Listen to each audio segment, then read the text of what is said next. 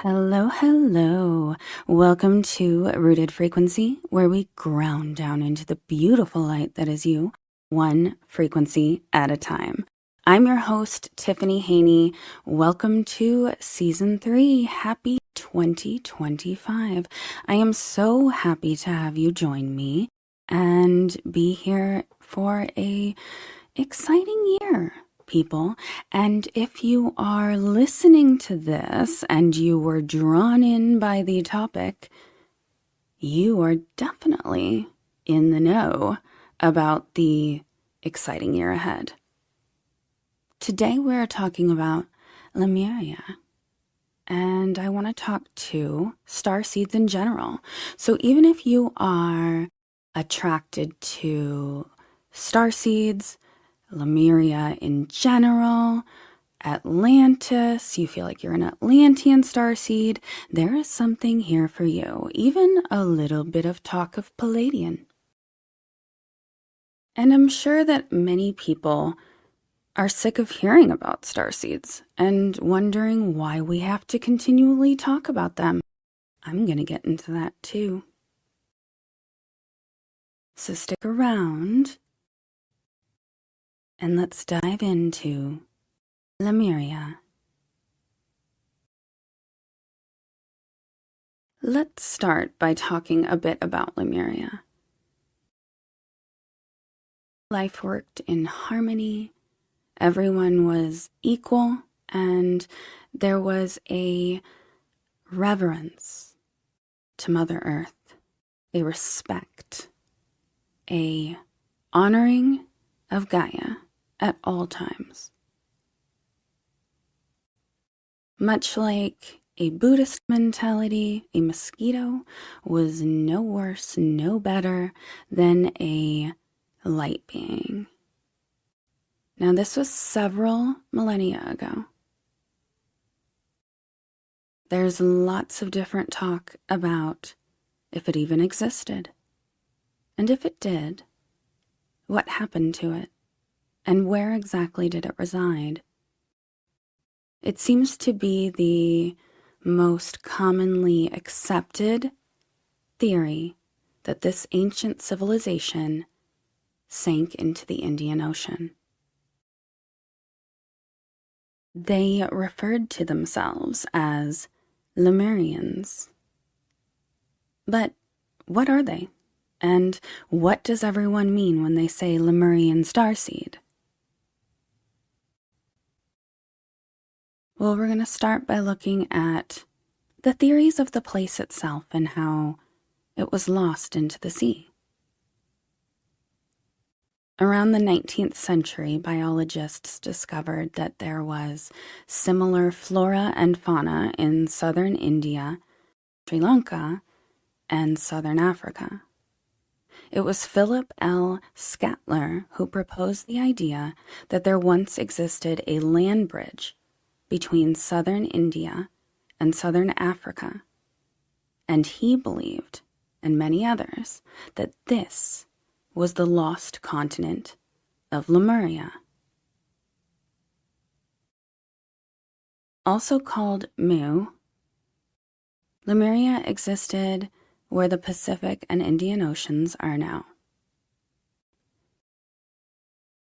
Part of the reason there is inconsistency with where Lemuria existed, and it's a lot to do with the scattering of the frequency. This frequency can be found in parts of Hawaii, the South Pacific Islands, Fiji, Asia, and Australia, holding remnants of this 5D high heart Lemurian frequency. And while people can tap into that frequency, many have recalled an ancient feeling of Lemurian frequency, especially in those waters.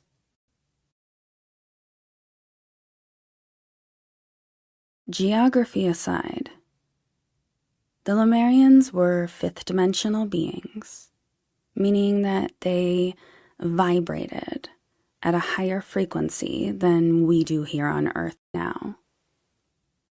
While they once existed on this earthly plane, the Earth was a much different place at that time. That Earth at that time existed within a higher dimensional frequency. And as collapse of civilizations ensued, our universe was lowered to that of a third-dimensional one. This 3D plane of existence we now know today. And you probably hear people talk about this often, how we exist in this 3D space, but that we are moving through a fourth-dimensional frequency to ascend to a fifth-dimensional one.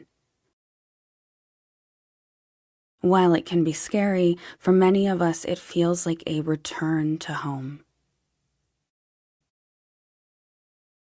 When Lemuria was in its prime, Lemurians had special abilities. Telepathy, even shape-shifting, because they were mostly beings of high-frequency love light, awareness, advanced intuition, and the physicality, the physical form, was not necessary, I guess, as it is for us here on Earth today.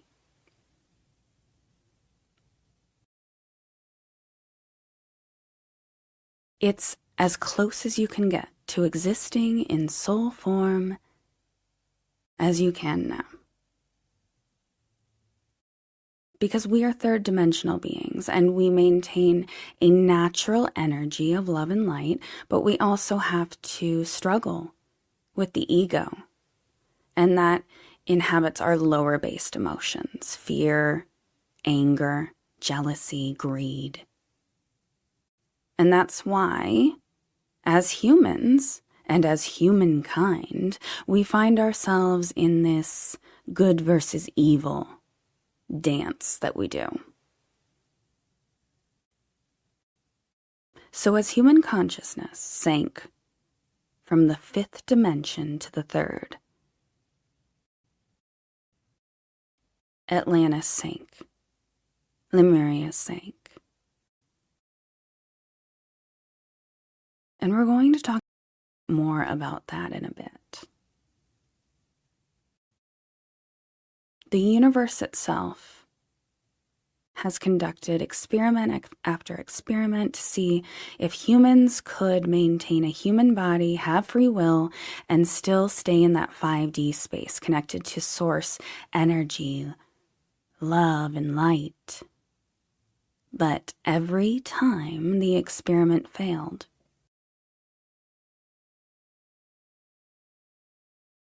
Many of us feel that this right now is our last shot to succeed.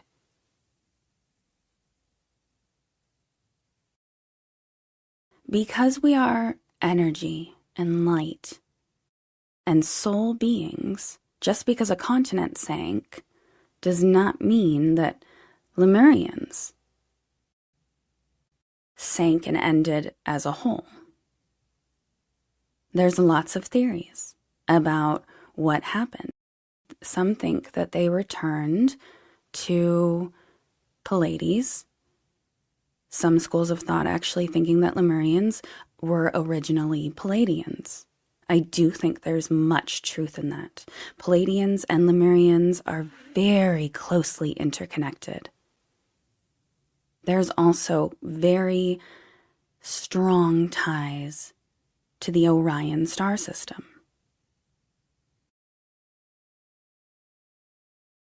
Some people think that some of these beings remained on Earth and spread to various parts of it, and that's why you may feel like an Egyptian starseed.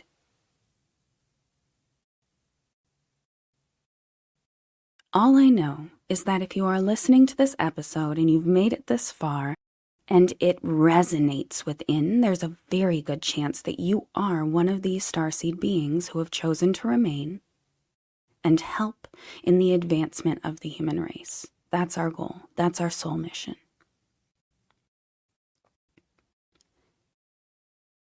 But how do we know for sure if we are truly a Lemurian Starseed? Well, one way to tell is to remember.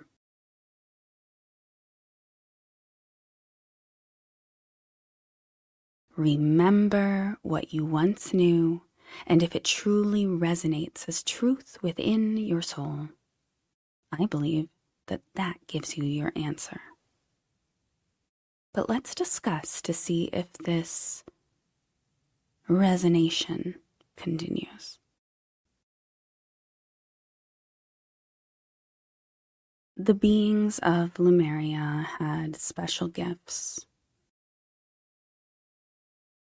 All were team-oriented and focused on high heart 5D love. One love. Love that is plugged into the collective. A soul family type vibe.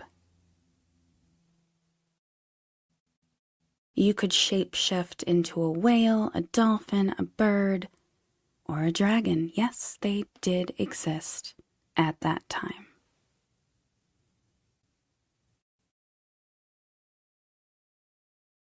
Lemurians also have a strong tie to crystals, and many people believe that Lemurian seed crystals hold encoded wisdom from our vanished civilization, that they are talismans that offer keys to ancient knowledge.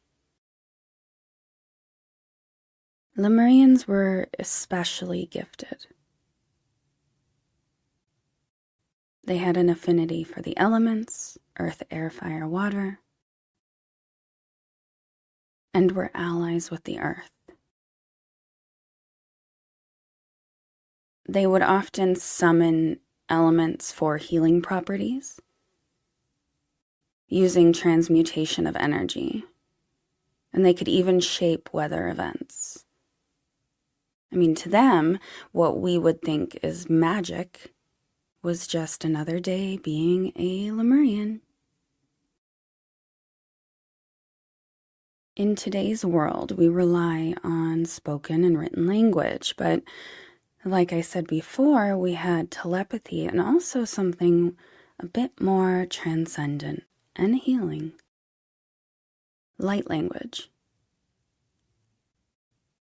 A very celestial mode of communication that harnesses frequencies, hues, symbols, and shapes to articulate the full emotional and spiritual human experience. You may find yourself oftentimes trying to explain things and there's simply no words for them. There is in light language. Sacred geometry was also a cornerstone that was used in meditations and architecture, and it can channel cosmic energy.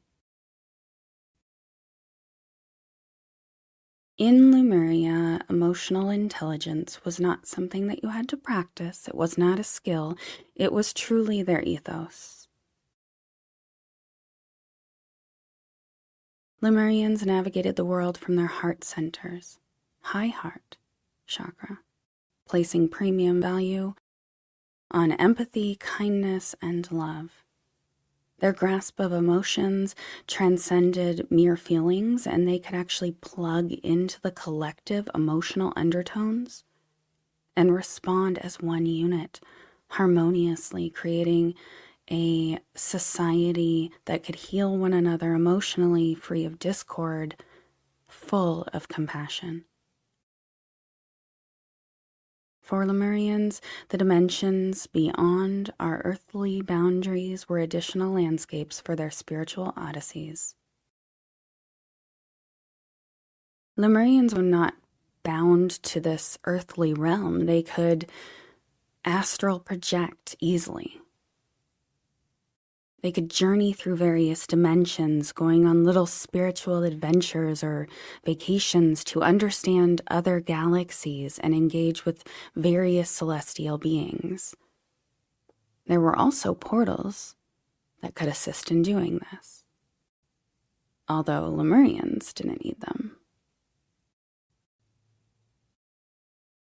They were very much multidimensional beings with insight from multidimensional realms. While they were so gifted, their society was rooted in equality, respect. They celebrated each other's gifts, and one was not revered as higher than another. But their talents were diverse. On Earth and in other galaxies, this can sometimes lead to hierarchies, but in Lemuria, these gifts were interconnected. And they were viewed as what made up their society and what made them as a collective special and beautiful, where everyone had this vital role to play.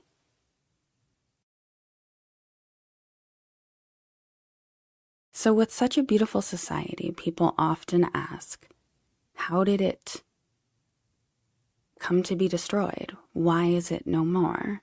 Well, there's a few different schools of thoughts. I will take you through my own experience as well. Some stories say that there was a great flood or some sort of catastrophic event that basically sunk Lemuria, and that they went into the ocean, and because of their shape-shifting abilities, they turned into whales, dolphins, or even mermaids. Maybe some went underground into tunnels or under the ocean. But in truth, the story behind Lemuria's demise starts with Atlantis. But I want to explain a little bit more about life on Lemuria. They lived in small villages built in huts made of clay or hollowed out giant trees, which I have visited in past life regression, and it is incredible. Surrounded by waterfalls. The green's so green it's practically blue.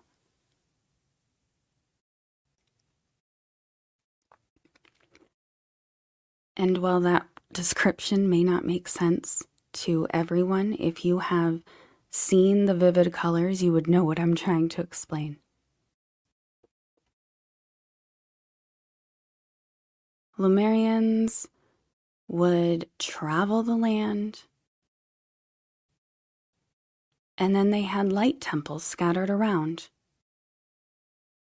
Healing light temples.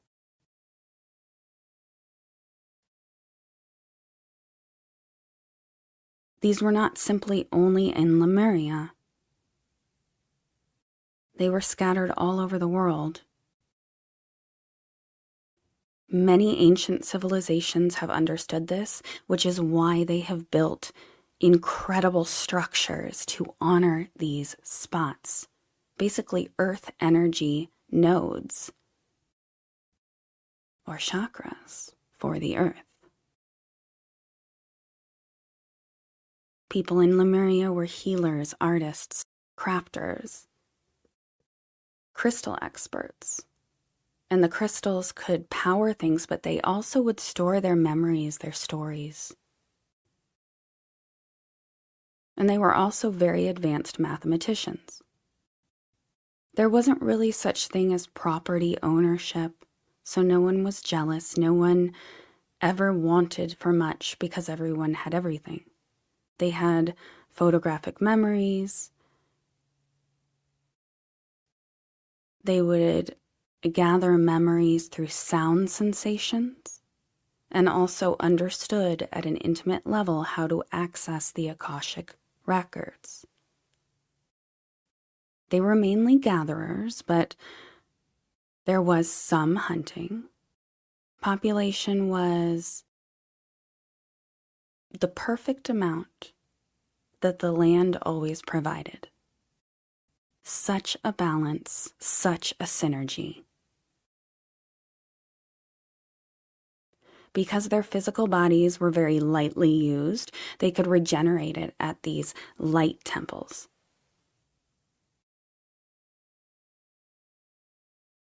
Most healers were herbologists, and they could extend their lives at will. This is why when we look at stories in the Bible, early humans were able to live for so long. Thousands of years.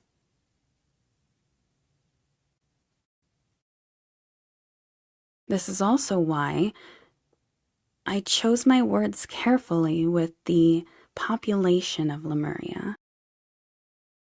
The civilization had to stay that perfect balance to live off of the land.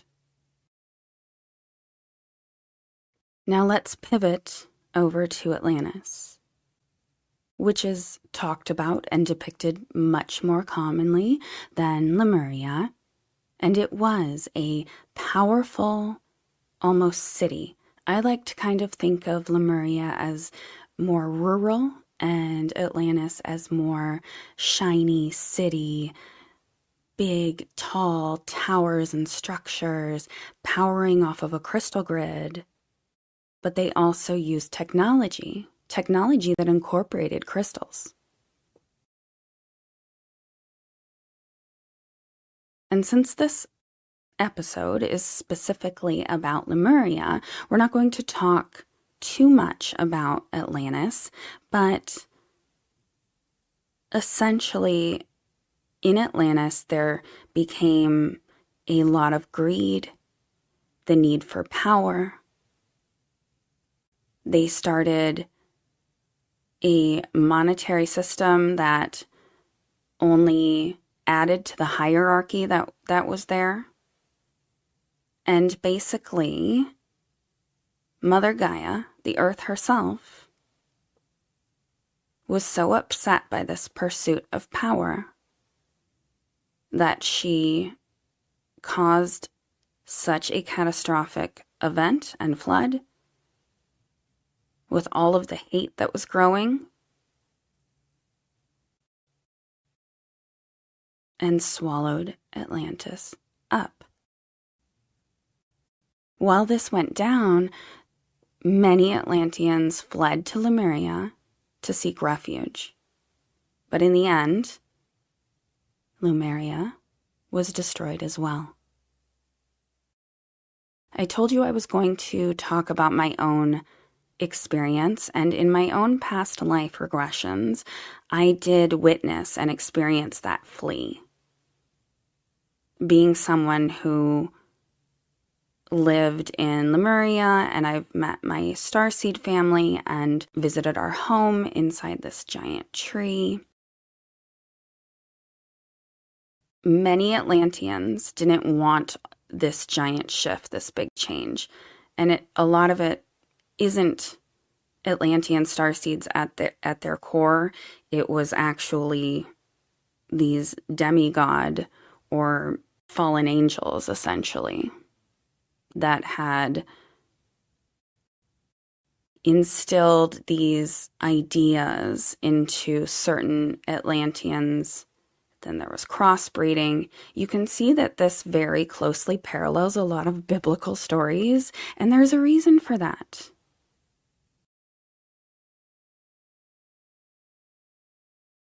Starseeds knew that when they came to help human beings ascend, that we would be limited in our powers. So we may not be able to access all we needed from crystals, and we may need hundreds of years to learn the tools in order to access our Akashic records and truly remember.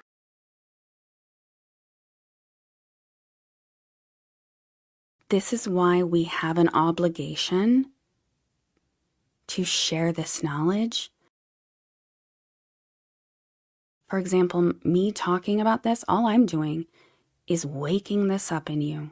And there's people listening going, I actually remember that now. And we have to continue to wake each other up.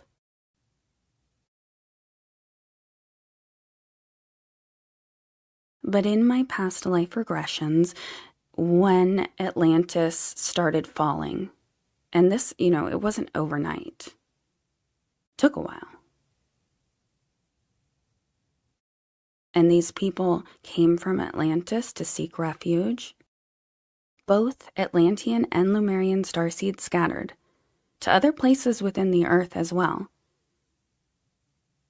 which also helps in the confusion of where these places existed. And why, when we do past life regression or even just have dreams about these places or do meditations, why we can kind of resonate with more than one thing. This does not make you wrong. We're simply remembering parts of our journey, parts of our story, and we lived for so long that it seems odd for a human timeline, but it's really not for us to have experienced so many places and people and things and galaxies and dimensions. So not only did we all scatter on Earth, but to other dimensions, other star systems, linking up with other galactic lineages. It does appear by many accounts that Pleiadians created the current human race, and that Lemurians did work quite closely with them. Lemurian energy and Pleiadian energy is quite close in that they both resonate from this high chakra 5D energy. One of the things that doing past life regressions and accessing my Akashic records helped me understand was my fear of water. A lot of times you will hear that if you are from Atlantis, that you have this deep love of water, that you're basically a fish when you get in the water. And while I enjoy the ocean, the sounds of the ocean, looking at the ocean, I understand that the ocean is an entity so great that you're never truly safe out there. And this is ancestral trauma from the fall of Atlantis and Lemuria.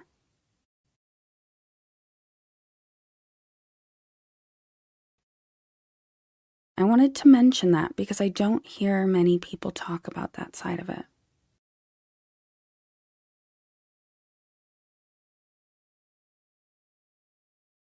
So while you may be drawn to the ocean, you may be, like me, I like to say, respectfully fearful. And there's a reason for both, for being drawn, and also a reason for kind of remembering the fear is that there is remnants of Lemuria and Atlantis in the deep, dark ocean. And it's not just pieces and rubble, it's energy, it's frequency. And this energy and frequency, again, contains memory. Water contains memory. So these things also help wake us up.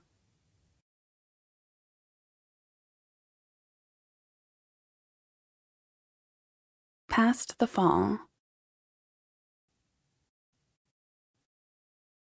Lemurians and Atlanteans alike came here to help in the rise of the human civilization, as well as other starseeds. It's a joint effort because we can plug into this 5D frequency where starseeds are connected. We're simply using different gifts and different things resonate.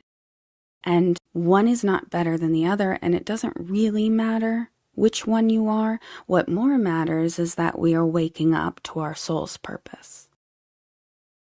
That is why we talk about this stuff. We're not talking about it to brag. We're not talking about it to think that we are better than another person that doesn't have similar lineage. It's to remember to wake up.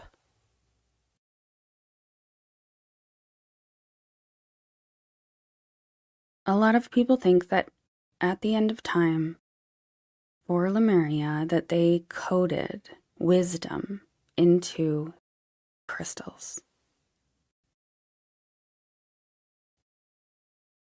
It was funny because I didn't completely understand my connection to Lemuria until after I opened up my crystal shop. And there's a reason we're drawn to certain things.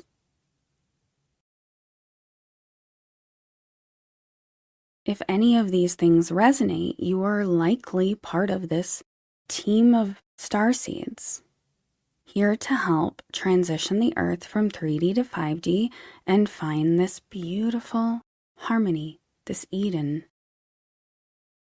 We know that the world is going through a powerful spiritual shift.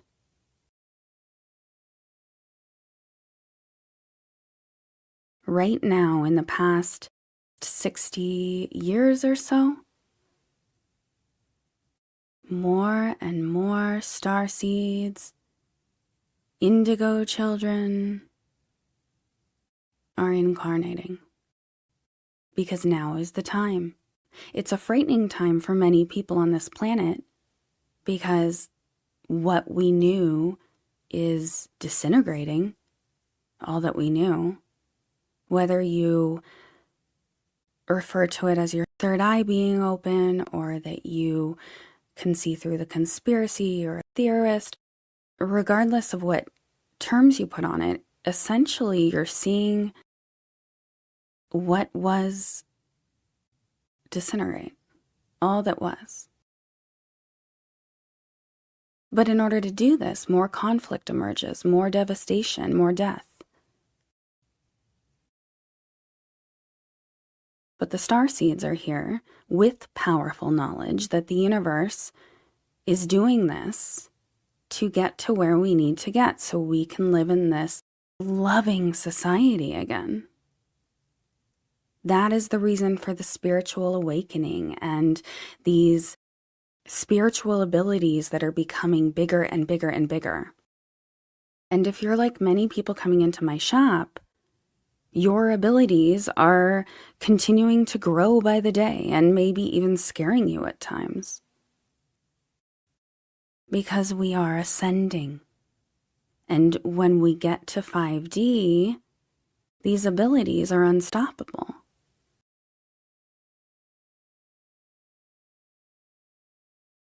This knowledge of our universe is being accessed and shown to us through dreams, meditation, intuition, gut feeling, instinct. And it is time for you to answer your soul's calling. And if you want to begin to speed up this process, tapping into collective Lemurian or Starseed energy in general can help with your awakening and your enlightenment, connecting to this energy.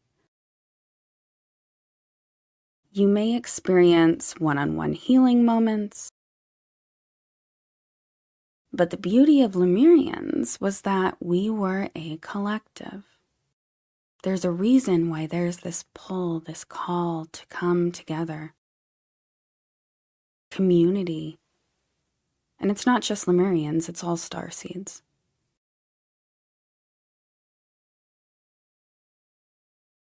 But one way I like to do this is by closing my eyes, bringing my breath and my awareness, and maybe picturing some light to the space right above my human heart, to my high heart chakra. And I like to power up that space with breath envisioning the light spreading, washing over me.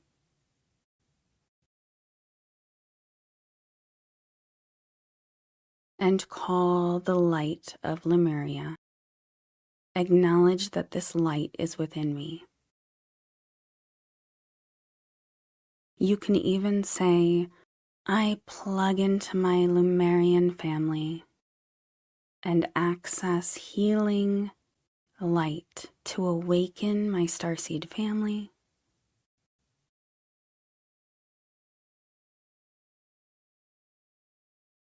to heal within, and to help heal this earth without.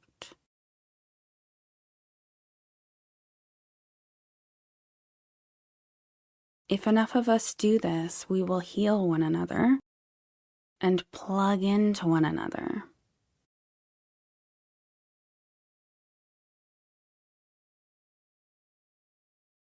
The reason this is so important is because Lemurian culture thrived on communal energy. So we have to learn a way to tap into that. We are more powerful together. By tapping into one another, we can access that heart light language where we don't even need words, where we're essentially communicating through vibration from afar. It's like a combo of the light language and telepathy.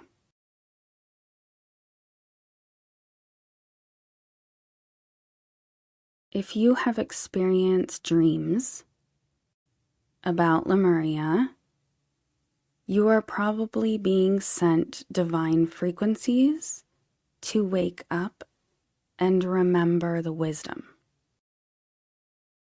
That is what is happening. These dreams are a sign that you're on the right track, but also are infused with frequency.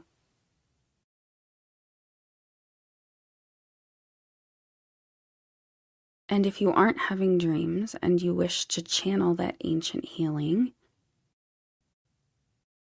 you can do so by putting that intention before bedtime to connect, by working more with crystals, but also by finding your soul family.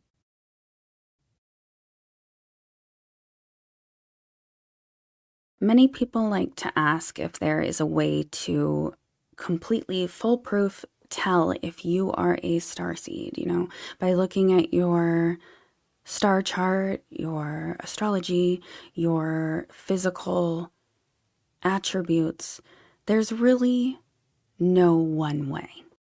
I believe that you should truly follow your own inner guidance and your own inner compass to find this. But it, of course, is fun to talk a little bit about what Lemurians may look like.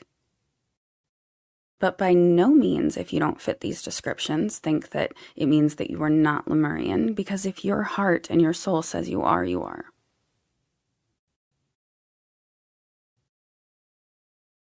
Lemurians were very androgynous. This perfect balance between feminine and masculine energy. And many think that this has naturally become a part of kind of our soul essence, so it's going to be found in your physical human appearance.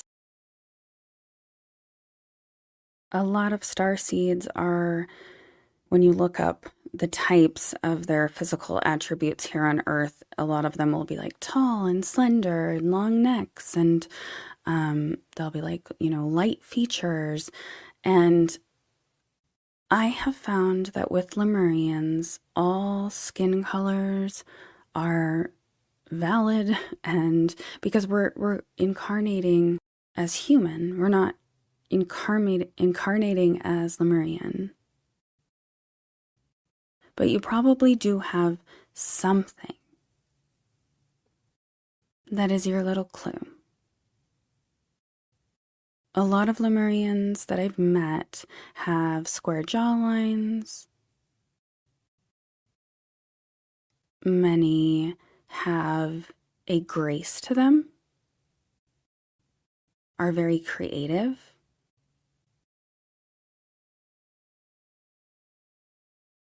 have an elegance and flow to their bodies, almost that of a dancer, because our energy dances. And I think a lot of this is something that you should be able to sense rather than have it be a physical sign. Some Lemurians have unique birthmarks. Many have sensitive skin simply because we're not used to being in a human form, kind of like stuck. Many say that Lemurians have a lack of body hair because of the natural connection to water, and also that they choose to incarnate often as water or earth signs. And if you were to look at your astrological chart, there's a lot of earth markers, so Taurus, Capricorn, or Virgo appearing often in the chart.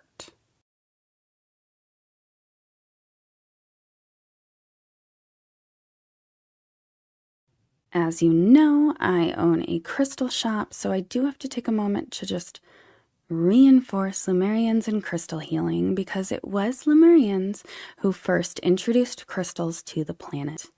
The crystals that we use today can be found in a lot of stores or in sacred places. But you can harness that sacred power of Lemuria. And that's why many are drawn to crystals. And they're very useful in meditation if you want to try to connect to your family, your starseed family. For so long, people fought scholars who tried to talk about Lemuria or Atlantis. This resistance still exists today, but not quite as strong. This knowledge and wisdom of these ancient civilizations, it's finding a way to reach people. What people choose to believe, that's their prerogative. But if Lemuria and Atlantis are resonating with you and you feel drawn to them in a way that you can't explain, trust your instinct. Because what's happening is that ancient magic is awakening within you, and you are being called to guide humanity as we enter this new world. So to kind of wrap this discussion up, I'm going to end on the note that many people believe that the Pleiadians are actively making contact, whether you think that they are making contact by appearing in our skies or through meditation, what have you. They are intimately connected with Lemuria because Pleiadians were with Lemurians in Lemuria at one time. Lemurians are one of the oldest earthly star systems, star beings, light beings. So naturally, these two work very closely together and have a desire to help humanity evolve. Once again, this doesn't mean that you can't still identify with Orion or, being an Andromedan, because we traveled. Your story is an intricate tapestry, very colorful, very beautiful, and I'm not going to tell you what it is. Really, all that you can do is discover it yourself. And if you're wondering how to do that, meditate, meditate, meditate. On top of that, when you are tuned into yourself enough, then you can look into seeking out some sort of past life regression in person, or an Akashic record reader, or a spiritual mentor that specializes in these sorts of things. But I want to encourage you to really explore it for yourself, because you are the best teacher and you hold the keys and memories within you.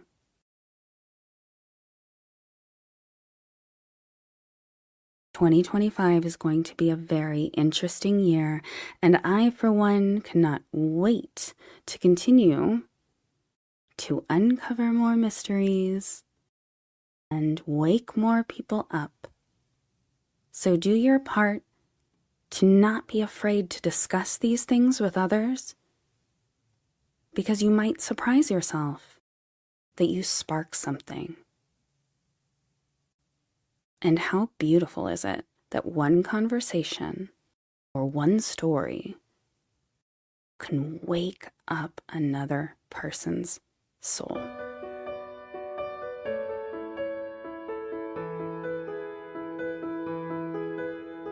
You can assist in waking others up. And make sure you're subscribed.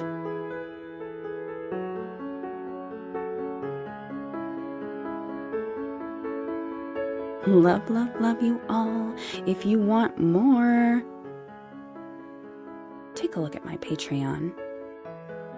Patreon.com/rootedfrequency. You can be on our monthly calls. This one, for the month, is bound to touch into some starseed territory. So if this resonates, join the collective, plug in, and join the community. Thank you for listening. Bye.